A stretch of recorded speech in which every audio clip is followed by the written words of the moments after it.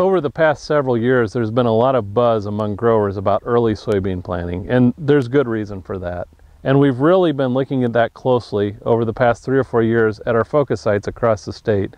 And here at Roanoke, we've planted from 6 to 9 planting dates in each of the last 3 years. We've started as early as March 7th and gone up till mid-June, June 18th. And what we've really seen is we're not necessarily going to set record yields by planting early, but we have our best chance to have our highest yield when we plant early. So we see very consistently our highest yielding planting dates are those even in March, but especially in early April and mid-April. And then we tail off as the year goes on, as we get later and later.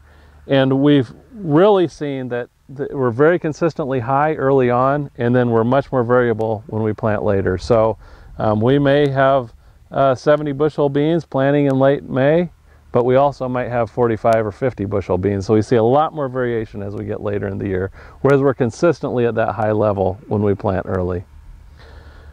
The reason that we're talking about early planting of soybeans, that we didn't talk about that 5-10 years ago very much, is really the widespread adoption of quality seed treatment. So what we've seen is we can plant those soybeans into, we know the forecast isn't good, we know it's going to be cool, we know they're not going to come out of the ground for, in some cases here we have seen over 50 days that those beans have sat in the ground, and still come up at satisfactory populations in order to maintain that high yield level.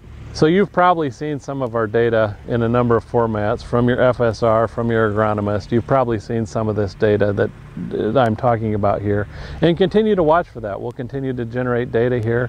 What we've really seen is when we plant early, we're really concerned about good soil conditions, not necessarily the weather forecast. I'm comfortable planting beans with a poor weather forecast as long as the soil conditions are good, and I've become more and more confident in that.